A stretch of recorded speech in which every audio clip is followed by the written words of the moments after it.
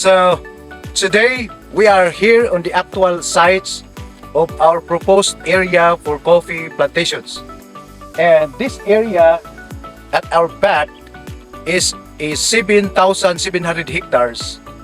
This is owned by tribal chieftain who who is awarded to be a steward of this ancestral land domain claims.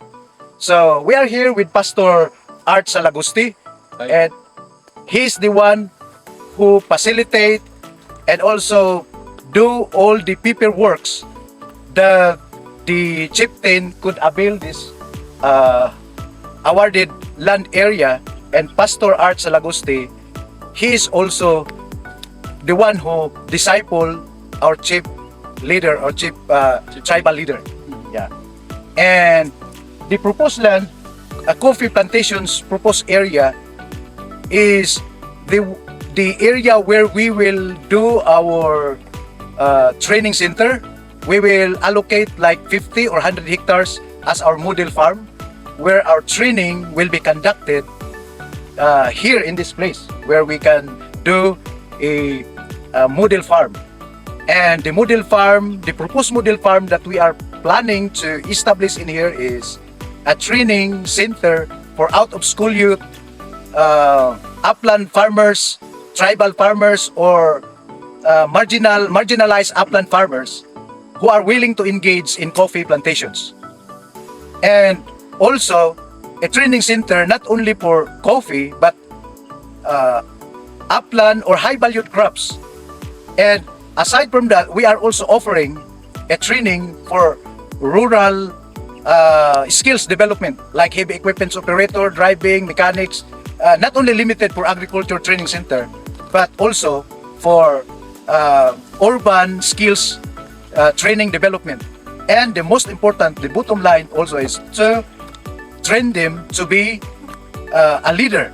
We disciple them to be a leader, to be pastors and leaders to the farmers, to the group of farmers who belong to the 7,000 hectares or even adjacent communities, to lead and to become a spiritual leader, not only to develop in our livelihood, but we also develop our spiritual growth through the training conducted in this place. So Pastor Art Salagusti, we can ask him his vision, his strategy, his plan, what to do with the coffee training center and model farm, because he has also a dream and also a plan and goals in order to be utilized that area not only for livelihood but also for discipleship and leadership. Pastor Art, what you can say about the future or the plan of our proposed training center or coffee training center, and the rest technologies and skills we can also do and conduct it in this place. Okay, good afternoon to everybody. Thank you so much for your commitment to partner with us, because presently we are engaged in tribal ministry.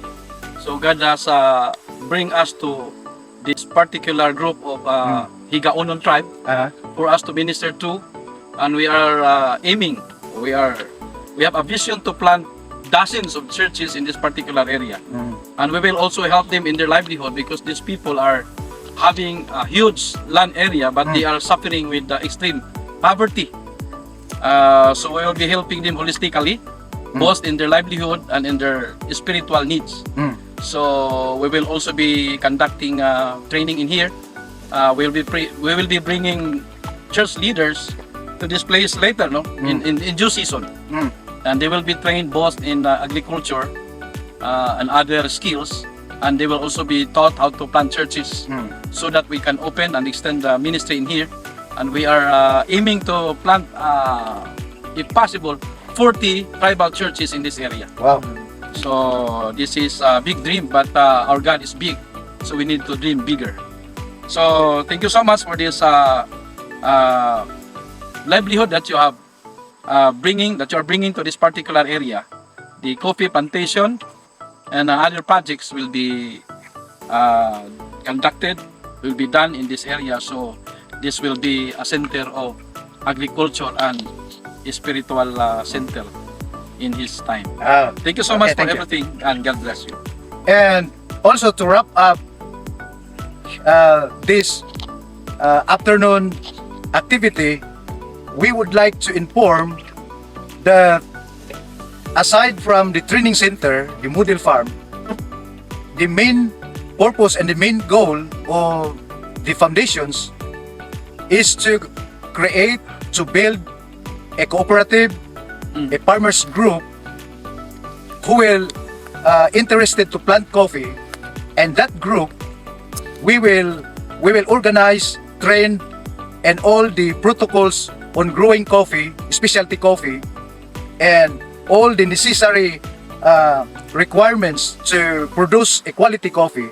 And then the cooperative will manage all the detailed management on coffee productions, and the foundations will only be partnering with the farmers organizations or cooperative. And the foundations, after few years, like 5 to 6 years, when the farmers organizations are able to manage their own, all the systems and protocol are working, the foundations will also move to another group of farmers to do the same thing,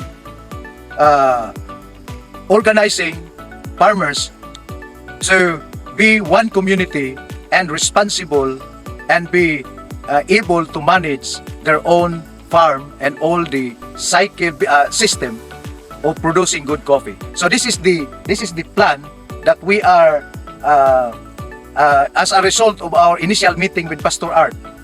But still, this is still a plan. It needs to be finalized and be documented, and also make a MOA or agreement to make this plan legal and become a stable, legal, and have a memorandum of agreement become signed both parties, and whatever needs, we have also legal entities, lawyer, to gives us an advice, an expert also to help us to build and establish a group of farmers to stand their own, to do their own in the future, and they will be running by themselves, and the foundations will also do the same thing into another place as a duplications to different places, which is suitable for Arabica coffee, and not for Arabica coffee but for other farm technologies suitable for the land area. So thank you very much, and hoping that the project will be continued and pushed through with the help of our partners, and everyone can be a partner with us to support and to adapt a farmer to plant coffee, and not only for this place but for a long-term commitment.